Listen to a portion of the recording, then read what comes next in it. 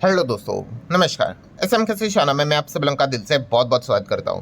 दोस्तों, इस वीडियो में हम लोग बात करने वाले एक और रिसर्च रिपोर्ट के बारे में। आप सभी लोगों को पता ही है, मार्केट में अलग अलग जो ब्रोकरेजेस रहते हैं, फाइनेंशियल इंस्टीट्यूशंस भी रहते हैं, वो अपनी रिसर्च रिपोर्ट यहाँ पे लेके आते रहते हैं और उनको मैं आसान भाषा में मैं आपको हमेशा समझा कर आपके सामने वो चीज़ें रख देता हूँ, तो आपको भी स्टडी करने के लिए मदद यहाँ पे हो जाती है। इस वीडियो में हम बात करने वाले दोस्तों सीटी, यस, सीटी के रिसर्च रिपोर्ट के बारे में कि सीटी ने इंडिया मतलब इंडियन मार्केट के बारे में उन्होंने यहाँ पे क्या कहा है, इंडियन रुपी के बारे में यहाँ पे क्या कहा है, निफ्टी 50 की अगर बात कर ले, ठीक है, अभी इंडियन स्टॉक मार्केट मतलब इंडेक्स लेवल की अगर बात करें तो उसका टारगेट उन्होंने क्या दिया है, प्लस उसी के साथ साथ स्टॉक मार्केट में अलग अलग सेक्टर्स होते हैं, तो कहाँ पे सीटी को लगता है कि हाँ भाई ये सेक्टर अच्छा है, यहाँ पे ग्रोथ है, पैसे बन सकते हैं, कौन से ऐसे सेक्टर से जहाँ पे सिटी को ऐसा लगता है कि भाई पैसे बनना मुश्किल हो सकता है। सारी चीज़ें सिटी ने अपने रिपोर्ट्स में यहाँ पे बताई है। ठीक है, इंडिया ने क्या करना चाहिए जिस चीज़ के चलते इंडिया को और अच्छा फायदा यहाँ पे हो सकता है, आरबीआई ने कौन से स्टेप लिए जिस चीज़ के चलते सिटी ने पहले एक पर्टिकुलर पॉइंट इंडिया के बारे में लिखा हुआ था, वहाँ पे उन्होंने बहुत बड़ा बदलाव किया है। ऐसे बहुत सारी चीज़ें हमें इस रिपोर्ट में देखने को मिल चुकी है। उसी का हाईलाइट मैं आपके सामने रखने वाला हूं। तो ये बेसिकली कह सकते हैं आप 7-8-10 मिनट में आपको पूरी रिपोर्ट समझ में आ जाएगी। प्लस उसी के साथ साथ यस, कुछ कंपनियां, कुछ स्टॉक्स सिटीज को मतलब सिटी को अच्छे लगते भाई कि यहाँ पे अच्छा पोटेंशियल है, यहाँ पे वो अच्छा परफॉर्मेंस दिखा सकते हैं, उसके बारे में भी हम बात करेंगे। तो चलो स्टार्ट करते हैं दोस्तों। जैसे कि अभी आज के दिन बाजार की बात करें, ठीक है भाई, वो तो चीज़ें चल ही रही है, वॉलेटिलिटी कोई खास बात नहीं, पहले गिर जाता है फिर उसके बाद उतना ही कमबैक कर लेता है, कोई बड़ी बात नहीं, 0.5% की तेज़ी। सिटी की अगर बात कर ले, अभी आप देख सकते हो मार्केट कितना चल रहा है, 23,200 के करीब चल रहा है। एंड सिटी को ऐसा लगता है दोस्तों कि हमारा जो ये निफ्टी है, ठीक है, दिसंबर 2026, ठीक है, दिसंबर 2026 मतलब अब क्या चल रहा है, अब तो जून चल रहा है, ठीक है, तो दिसंबर 26 की अगर हम यहाँ पे बात कर ले, मतलब क्या है, जून तो अभी स्टार्ट ही पकड़ लो, चलो जून, जुलाई, अगस्त, सितंबर, अक्टूबर, नवंबर, दिसंबर, मतलब कुल मिला के 7 महीने, 6.5 महीने बोलो, 7 महीने में यहाँ पे जो निफ्टी है वो बेस्ट सिनेरियो में 27,000 तक जा सकते हैं। ये मैं नहीं कह रहा हूँ भाई, ऐसा सिटी के रिपोर्ट में यहाँ पे लिखा हुआ है बेस्ट के सिनेरियो में। उसके पीछे के रीजंस क्या है एंड अगर ऐसा अच्छा परफॉर्मेंस आएगा तो कहाँ कहाँ पे अपॉर्चुनिटीज बन सकती है, तो चलिए उसी को स्टडी कर लेते हैं। आप पहला वाला पॉइंट देख सकते हैं जो अभी मैंने आप लोगों के सामने रखा, वही है कि global brokerage Citi Research expect Nifty 50 to reach 27,000 by December 26। 27 नहीं, अभी 6-7 महीने के हिसाब से वो बात यहाँ पे कर रहे हैं। एग्जैक्टली सिटी ने यहाँ पे और क्या क्या चीज़ें कही है उसको भी देख लेते, पढ़ लेते हैं। सबसे पहले उन्होंने कहा है कि जियोपॉलिटिकली जो भी अनसर्टिनिटीज़ है, लाइक वॉर की बात कर ले, ट्रेड टेंशन की बात कर ले, ग्लोबल कॉन्फ्लिक्ट की बात कर ले, अब ये धीमे धीमे करके नॉर्मल पार्ट होने वाला है इन्वेस्टिंग का एंड बिजनेस का। मतलब पहले कैसे होता था कि हाँ भाई ये जो चीज़ें, इस चीज़ के चलते डर लगता था, जो कि अभी भी नज़र आ रहा है, इसलिए तो मार्केट फंसा पड़ा हुआ है। बट अब ये चीज़ें इतनी ज़्यादा बैक टू बैक हो रही है। मतलब क्या होता है कि पहले कभी कभार अगर ऐसी चीज़ हुई तो इम्पैक्ट बहुत ब्रूटल होता था, जो अभी भी हो रहा है। बट अगर ये चीज़ बार बार होने लगी, बार बार अगर ऐसी चीज़ अगर चलती रही तो मार्केट क्या कर लेता है, यूज टू हो जाता है, इन चीज़ों को पकड़ कर ही चल लेता है। क्या भाई, ये तो चीज़ें यहाँ पे रहने वाली है। एंड इसी चीज़ को पकड़ कर ही सिटी ने ये रिपोर्ट सामने रखी हुई है। मतलब उन्होंने यहाँ पे कहा है, देख सकते इवन ये रिस्क है जियोपॉलिटिकली जो भी चीज़ें चल रही है, उसके बावजूद इंडियन स्टॉक्स के ऊपर वो पॉजिटिव है। उनको लगता है कि इंडियन मार्केट अच्छा करेगा, किसको, सिटी को ऐसा लगता है। ठीक है, देन अगर हम बात कर ले लॉन्ग टर्म थीम्स के बारे में कि सिटी को लग रहा है कि लॉन्ग टर्म की कहानी कहाँ पे नज़र आ सकती है, तो सिटी ने पहली बात की है भाई, future oriented business, data centre. Yes, आप देख सकते हैं ग्रोइंग आर्टिफिशियल इंटेलिजेंसी का इस्तेमाल and cloud computing will remain more data centres in India. India में अगर कोई इन्वेस्ट कर रहा है तो डेटा सेंटर के बिजनेस को जरूर स्टडी यहाँ पे कर सकता है। ऐसा सिटी ने भी कहा है कि long term theory, short term की बात नहीं भाई, शॉर्ट टर्म में तो कितनी गिरावटें आती है, तेजी आती है, चलता रहता है। अगर आपका व्यू लंबा है तो इंडिया में डेटा सेंटर एक नया इमर्जिंग बिजनेस हमें ज़रूर देखने को मिल रहा है और ये अच्छा कर सकता है। ये सिटी ने बात अपने रिपोर्ट में भी लिखी है। देन सेकंड नंबर पे उन्होंने बात कही है MSME फाइनेंसिंग। ठीक है, आप देख सकते हैं MSME मतलब छोटे, स्मॉल एंड मीडियम बिजनेस को ज़्यादा से ज़्यादा क्रेडिट चाहिए होती है एंड काफ़ी अपॉर्चुनिटीज़ भी होती है यहाँ पे। तो इस चीज़ के चलते ये वाला जो स्पेस है वो भी काफ़ी अट्रैक्टिव सिटी को नज़र आता है लॉन्ग टर्म के हिसाब से। मतलब देखो, बड़े इसके लिए फाइनेंस होना वो तो चलता है, बट छोटे बिजनेस में भी, ठीक है, इतने सारे बिजनेसेस भी आते हैं, हम सभी लोगों ने देखे हैं।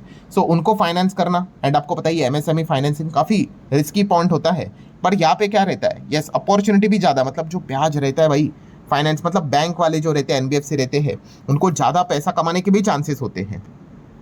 सो सेकेंड वाला पॉइंट, उनको लगता है कि एमएसएमई फाइनेंसिंग में भी काफ़ी अच्छी अपॉर्चुनिटी। तीसरा पॉइंट उन्होंने यही कहा है कि इंडिया को अगर अच्छी तरीके से आगे बढ़ना है तो उनको कुछ भी करके रिसर्च एंड डेवलपमेंट R&D के ऊपर खर्चा स्पेंडिंग करना ही पड़ेगा, तभी जाके long term economic growth solid level पे यहाँ पे आएगी। अगर हम R&D के ऊपर बड़े लेवल पे खर्चा नहीं करेंगे, कहने के लिए तो करते हैं, ठीक है, बट कितना करते हैं, 1% 2%, ये क्या होता है, ठीक है। बाकी देशों की अगर बात करेंगे, डबल डिजिट R&D के ऊपर वो खर्चा करते हैं। जब आप ये चीज़ों करोगे तभी तो जाके आउटकम निकल कर आएगा।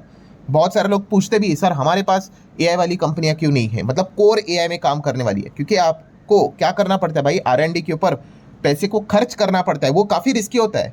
आपकी रिसर्च फेल हो गई भाई, आपका पैसा डूब गया, तो हमारे इधर वो रिस्क लेते ही नहीं है, वो कहते हैं छोड़ो यार, डिविडेंड बांट दो, बायबैक कर दो, पैसे रख दो, बात खत्म, ठीक है। तो ये चीज़ें यहाँ पे रहती है, एंड इसमें ना खास करके सरकार ने भी बहुत बड़ा सपोर्ट करना चाहिए, बहुत सारे प्राइवेट कंपनीज को भी सपोर्ट करना चाहिए कि आप इतना इतना R&D के लिए स्पेंड कर लो, वहाँ पे कुछ टैक्सेशन में हम आपको मदद करेंगे, तो जाके वो आविष्कार होता है। वरना भाई सब लोग यहाँ पे बैकफुट के ऊपर ही रहेंगे कि भाई नुकसान हुआ तो कोई कुछ आएगा नहीं करने के लिए, तो ये एक दिक्कत हमें देखने को मिल जाती है। अभी डेटा सेंटर से रिलेटेड एक सरकार ने एक अच्छा अनाउंसमेंट किया, आपको बताइए कि इंडिया में सेटअप कराओगे, इंडिया से रिलेटेड चीज़ें रहेगी उसमें, तो आपको टैक्स से रिलेटेड काफ़ी छूट मिलेगी, ठीक है।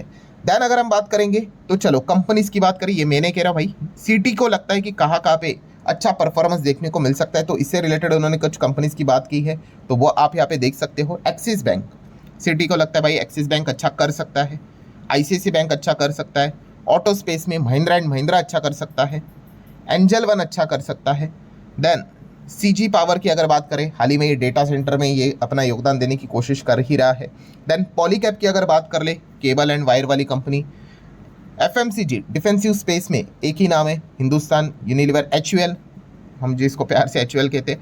टोरेंट फार्मा की अगर बात कर ले, गेल की बात कर ले, एंड JSW सीमेंट। तो सिटी को लगता है कि हाँ भाई, कि यहाँ पे अच्छा खासा बिजनेस यहाँ पे हो सकता है। ये सिटी का मतलब, मैं बार बार कह रहा हूँ दोस्तों, ये सिटी को ऐसा लग रहा है, ये मैं अपनी साइड से बात नहीं कर रहा हूँ। अब आ जाते हैं दोस्तों बहुत ही इंपॉर्टेंट चीज़, कि सेक्टर की अगर बात कर ले कि कहाँ पे मतलब ज़बरदस्त परफॉर्मेंस हो सकता है। सिटी ने तो यहाँ पे ओवरवेट की बात की है कि ये सेक्टर एकदम मतलब धूम ही मचाएंगे, एंड 4 सेक्टर्स की उन्होंने यहाँ पे बात की है। तो वो 4 सेक्टर कौन से हैं दोस्तों, तो आप यहाँ पे देख सकते हैं। एक है फाइनेंस, फाइनेंस को लेकर उनको लगता है कि इंडिया काफ़ी अच्छा ग्रो करेगा। Then health care sector, then defence sector, and then utilities. ये 4 सेक्टर्स ऐसे हैं दोस्तों जहाँ पे सिटी ने ओवरवेट की मतलब यहाँ पे बातें की है।